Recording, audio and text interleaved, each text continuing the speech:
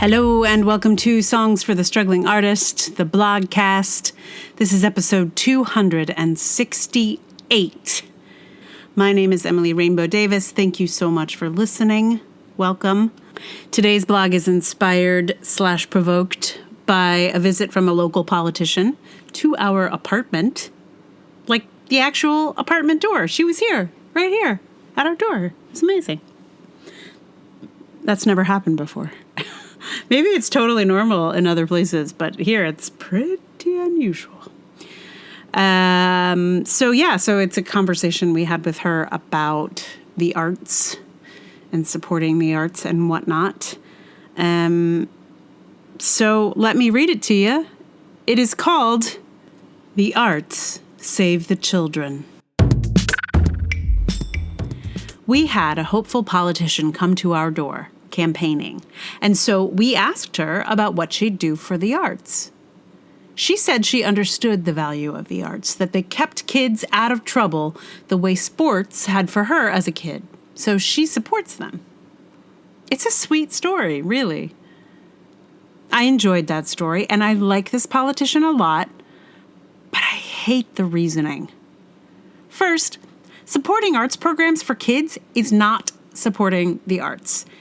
It's great, and I spent many years in those trenches, but arts education is not the entirety of the arts. This is a common conflation, though, and artists do it as much as anyone, usually when they're trying to raise money for an arts program. The other part of it I hate is the way it sets up art as just a method for keeping kids busy. It's like an after-school job or a club or something. This framing also tends to travel hand in hand with setting art up as a savior for troubled children. I'm particularly sensitive to this one because I used to believe it. I used to be in classrooms trying to save the children with Shakespeare or music or whatever. In some cases, the people who sent me into these classrooms also wanted me to save the children with my theatrical magic. Nope, nope, nope. I'm not saying it's not possible for a child to discover an art and find their way to a new future that might be seen as saving them. That sort of thing does happen. I have seen it happen myself, but it does not happen often, and it can't be planned for. But it's also not unique to the arts. Anything could save a wayward child. It could be sports. It could be cooking. It could be knitting. It could be watching Wheel of Fortune. Basically, anything that lights a person up and gets them going can save a person. The arts are perhaps more likely than Wheel of Fortune to engage a child, but it's all really up to chance. Why should we support the arts if not to save wayward children? What are they good for besides keeping kids out of trouble? The arts are good for our souls, okay? Maybe we're not supposed to use words like that when it comes to finding funds and government support, but that is fundamentally what is at stake. When the going gets tough, people turn to the arts. During this last year of trauma and lockdown, when so much became inaccessible, many people turned to music, turned to stories in multiple formats. It's not a hug from your mom, but it'll do you good. A culture is judged by its arts, and a culture that doesn't support its artists is going to lose them. They'll emigrate or cease to be artists, or their wells will dry up, and the faucet that pours out stories and meaning might not deliver like it needs to at a certain point. What do we need to say to our politicians so they understand? How do we help them see artists as more than an after-school program? For years, our arts leaders have been attempting to make the economic argument about how much the arts contribute to the economy, and if, after this year of artistic devastation and all the economic devastation that surrounds that, they still don't get it, I don't know that they ever will. I think we have to just talk about the source. that arts are good for our culture, our souls, and our social identity. The politician who came to our door was elected, while the more arts-forward candidate lost. So now the task becomes how to help her do more than just say she supports the arts. Now we have to help her learn how to actually support them. So one of the readers of the blog was like, oh, you should send this to that politician. And, I might. But she's actually technically not been elected yet, even though I sort of make it sound like she was. And that's just due to some quirks of New York City politics, which is that the real election, like the moment of choice, really happens in the primary. And that's what happened here. This is a primary for city council, and the actual general election has not yet happened. So she is not yet our elected official, although she is as much elected as one could possibly be. I mean, unless a Republican decides to run in this race, which I don't think has ever happened before, she will be our city council person, but is not yet. So that's some granular details of New York City's funny ways. And for those of you who are, super keen on hyper local politics, which I have in fact talked about before and was surprised generated as much interest as it did.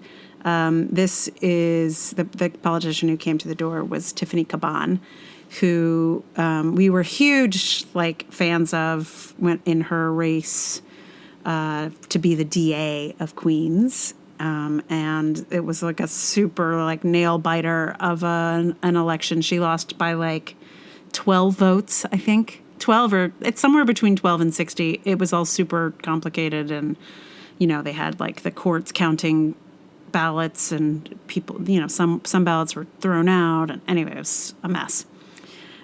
So she's not the DA, and I think she would have been a great DA, and I hope she'll be a great city council person. I was surprised to end up not putting her as my first choice, mostly because of this kind of arts concern and a couple of other things too, where she's going to be amazing on issues of police issues. Her main interest is ending the carceral system. So she's going to be amazing in all of that. I just was worried she was not going to, step up for the arts the way that I would like. But now it's our job to help her. So, yeah. She's pretty neat. So hopefully it's going to be great. But again, she is not yet elected. Who knows? It's stranger things have happened, I'm sure. Anyway, it's about the arts, right? So I hope I don't know, maybe one day this country will care about the arts again. I'm not sure we're there yet though. So, today's song. I was trying to think about songs about saving the children, and there's nothing really great in that arena, or at least that I could sing. I looked up songs about children. I looked up songs about kids. That's how I ended up doing Troubled Child last week. But in the end, I don't know. At a certain point, I was like, what would actually save the children? Is there something that I would really want kids to learn? And it was weirdly the song that just kind of popped into my mind. And I couldn't even remember what the song was, but I knew there was a song where the audience shouted at the singer, "That's a lie." And I was like, well, it has to be, that's the lesson I would want children to really learn, is how to shout at an authority figure that something is a lie when it is a lie. That feels like that would be the most, I don't know, it would be the most meaningful change in our educational system, is to train up a bunch of kids to just shout that's a lie when it's a lie. I feel like so much bad that has happened because people can't identify a lie, or they don't feel comfortable saying that it's a lie.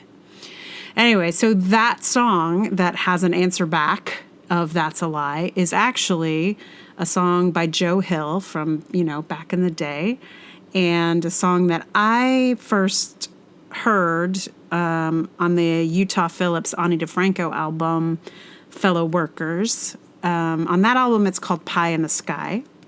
It is usually called Preacher and the Slave. I understand why they changed it to Pie in the Sky, and I'm going to go with that too, just because there's no mention of slavery in the song, and it feels like it's kind of it's weirdly insensitive to like what actual slavery is. So I'm going with Pie in the Sky. And the other thing that's funny about this song is that I had a whole conversation about it with someone, one of my lovely patrons. I feel like it was like a year or two ago, and I was like, what is this song, Pie in the Sky? Like, as if I'd never heard it, even though, like, I clearly do. I know it. I know, like, I just somehow couldn't place it, and I think it's because it has such a long history, and I was catching up with that history sort of very late. And my knowledge of the song came from this, like, funny album from, I don't even know when that album came out, 2001, something like that. Anyway, if you get a chance to listen to Utah Phillips doing this song, it is just so, I love it. And especially, I hadn't heard it before. I started, like, listening to different versions of this song. But there's one from his album, that's just him solo, under The Preacher and the Slave, and it has this story that he tells before he does the song about how they would sort of front load this song, like how they'd get it going, because apparently anyway, I won't tell you the story. Listen to Utah Phillips tell it, because it is super fantastic and appeals to every fabulous, like, performer busker muscle that I have. So yeah, check that out if you get a chance. Just it's on Spotify. Preacher and the Slave, Utah Phillips by himself, and then listen to his version with Ani DeFranco too. It has a whole choir. It's fun. Yeah, so that's the song. It is chief value for me is in its audience telling the singer that something is a lie. There's a lot more value in it, though, by the way, for this post, for the message of this post of saving the children with art.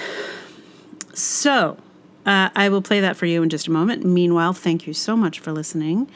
If you like the podcast, please tell someone about it. And also, thank you. That's awesome. If you would like to support it, you can share it in all the places to all the people. You could also support it on Patreon, patreon.com/Emily R. Davis. There's also PayPal and Ko-fi. All those links are in the show notes. And always support is always, always appreciated in any format. Literally all of them are great. So thank you. Even just thinking good thoughts. Love it. So here it is in a moment. I'm back on guitar, guys. What?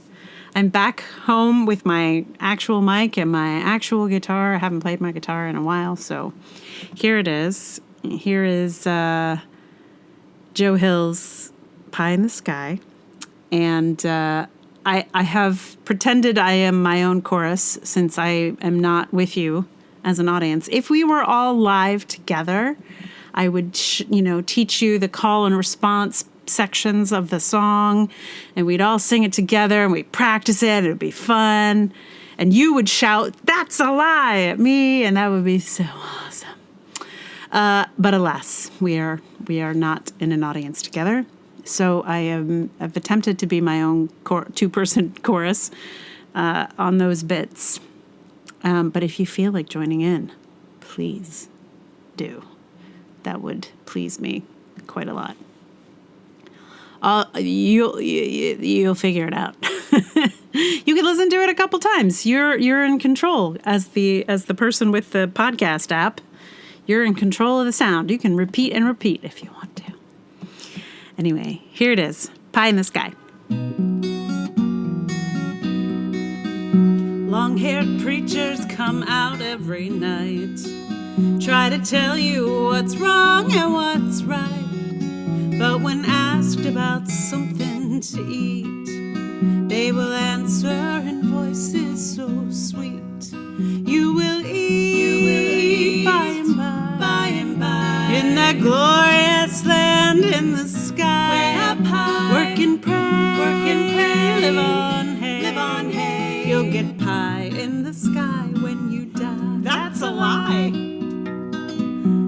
And the Starvation Army, they play, and they sing and they clap and they pray, till they get all your coin on the drum. Then they tell you when you're on the bum, you will eat by and by, in that glorious land above the sky. Way up high, work and pray, live on hay. You'll get pie in the sky when you die. That's a lie. Working folk of all countries unite. Side by side we for freedom will fight. When the world and its wealth we have gained, to the rafters we'll sing this refrain. You will eat by and by, when you've learned how to cook and how to fry. Chop some wood,